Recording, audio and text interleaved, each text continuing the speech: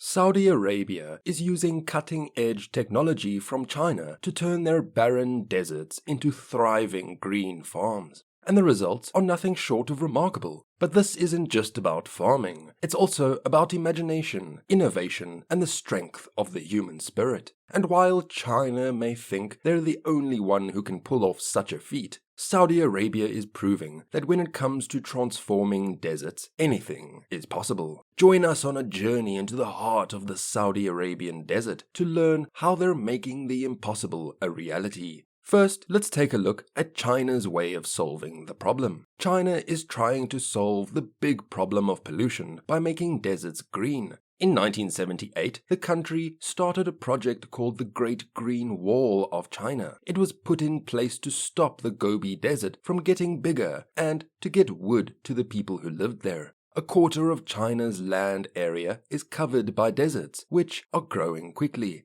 Through the Great Green Wall of China project, China is making deserts into green areas. It is supposed to go on until 2050, and the goal is to plant 88 million acres of trees around the Great Wall, which is about 3,000 miles long, and in some places as wide as 900 miles. There are now more than 66 billion trees. In the last few years, the Chinese government has supported and carried out several new large reforestation projects. This has led to the largest tree planting projects ever recorded. The dunes that used to move around a lot have now stopped, and the number of strong sandstorms has dropped by 1/5 between 2009 and 2014. Officials from the Chinese government said in a recent report to the United Nations that the project would stop the growth of deserts caused by people within a decade or so. The officials also say that by 2050, a lot of the dry areas will be made more sustainable and useful. But how is Saudi Arabia covering this problem? Even though most of Saudi Arabia is desert, there are now a surprising number of native plant types that can survive in the harsh climate. Now, with the help of the Saudi Green Initiative, people are working to keep and even grow the number of plants in the kingdom. The kingdom is home to an abundance of vegetation, including more than 2,000 wild plant species belonging to 142 groups. From its desert vistas in the north to the southern region of Asyr, the Saudi National Center for Wildlife, on the other hand, says that about 600 of these species are in danger of going extinct, and 21 are already thought to be gone. The SGI, which was launched in March 2021, is the country's biggest tree planting project to date, with the goal of planting 450 million trees by 2030. By the end of 2021, about 10 million trees have already been planted in the 13 areas of the kingdom. Forests might not be the first type of environment that comes to mind when you think of Saudi Arabia, but there are about 2.7 million hectares of forests in the kingdom, most of which are in the remote mountains of Abha and Asyr in the southwest.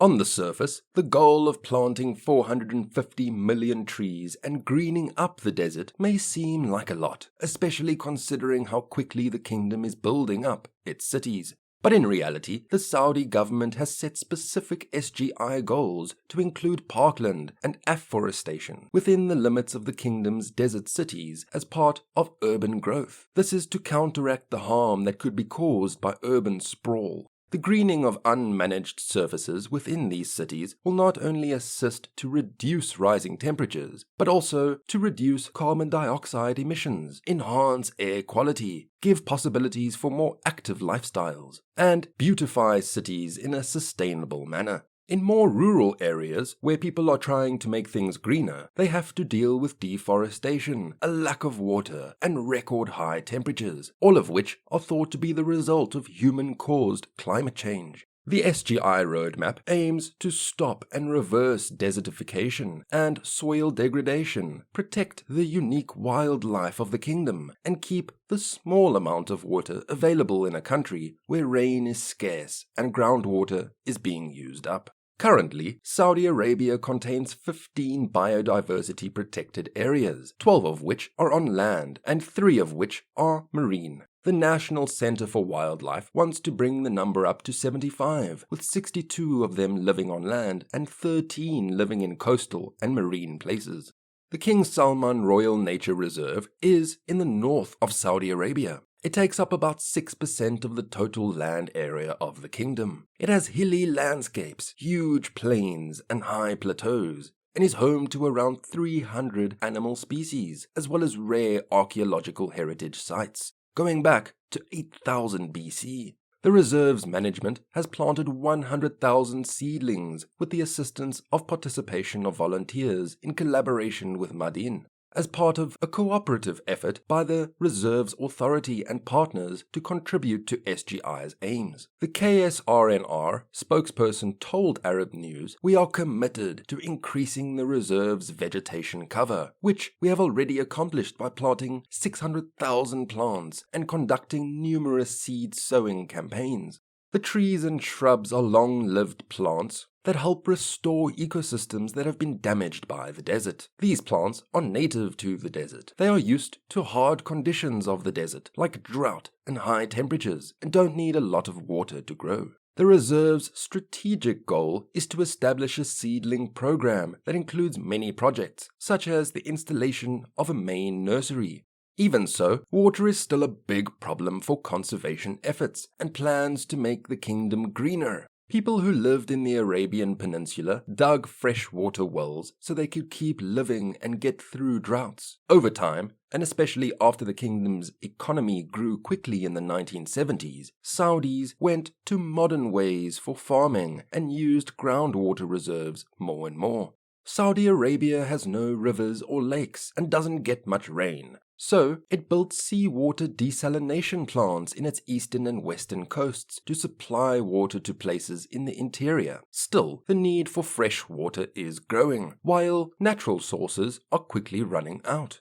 So, the Saudi government is looking for ways to protect and make better use of its water resources so that it can continue to meet the needs of a growing economy and keep green areas well watered. Maria Nava, a scientific advisor for Greening Arabia at the King Abdullah University of Science and Technology Center for Desert Agriculture, told Arab News that the SGI strategic team is likely to use treated wastewater to water new plants. She also said that another goal is to reduce rainfall loss to the sea or through sand infiltration by putting in place and improving water harvesting in the kingdom and fixing the land where it needs to be to keep water in.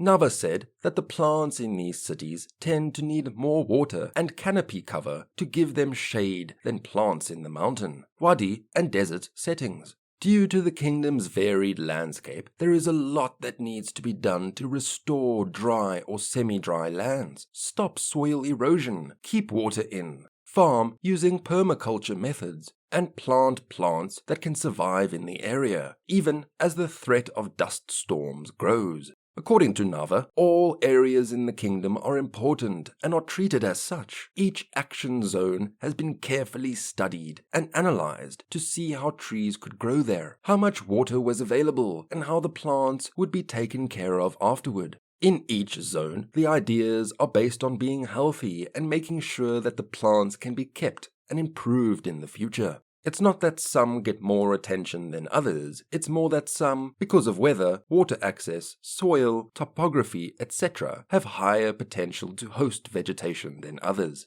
However, all changes to an environment will affect other things, which has also been thought about. Each plan has been well thought out so that it can last. Saudi Arabia is changing its plan for saving water because it has to. Because of SGI's big goals, it was suggested that instead of using desalinated water for watering, they should use treated water instead. Since the water quality is good, all of the wastewater could be used for gardening, and there are already plans for this to happen in the kingdom. Some treated wastewater is already used again. As part of the National Water Strategy, 70% of treated wastewater will be used again by 2030, and there are plans to increase this number soon. As people become more aware of the country's natural resources, towns across the kingdom are also becoming more involved in the SGI's efforts to reach its goals and make the future greener. The communities are the foundation for all the projects to come to life and work. It is very important to listen to the people, learn their traditions, and include them in the decision-making process.